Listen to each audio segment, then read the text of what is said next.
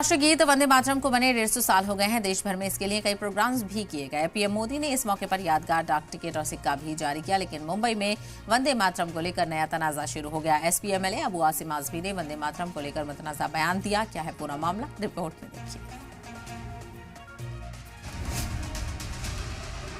बिहार में जारी इलेक्शन के बीच मुल्क में सियासी माहौल गर्मा गया है।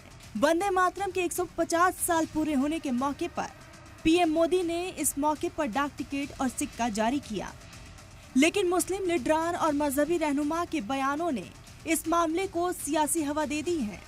समाजवादी पार्टी के एमएलए अबू आजमी की मुखालिफत के बाद मामला तुल पकड़ता जा रहा है।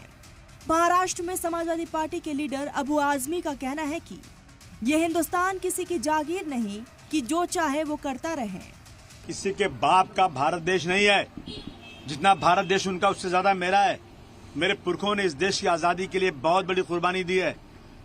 ये जो है कोई अपने हाथ में कानून नहीं ले सकता। इस तरह के अल्फाज बोलने वाले जरा अपनी हैसियत सोचें, क्या बोल रहे हैं लोग। देश को तोड़ रहे हैं लोग। क्या देश में क्या संविधान खत्म हो चुका है? देश का संविधान इजाजत देगा किसको क्या करना है क्या नहीं करना है। वही यूपी में समाजवादी पार्टी के लीडर एसटी हसन ने भी वंदे मातरम गाने से इसीलिए इनकार कर दिया है क्योंकि उनका कहना है कि मुसलमान जमीन की इबादत नहीं कर सकते हैं। एसटी हसन ने सरकार पर भी हिंदू मुसलमान करने का इल्जाम लगाया है। हमारी सरकार को सिवाय हिंदू मुसलमान करने के दूसरा काम तो है नहीं।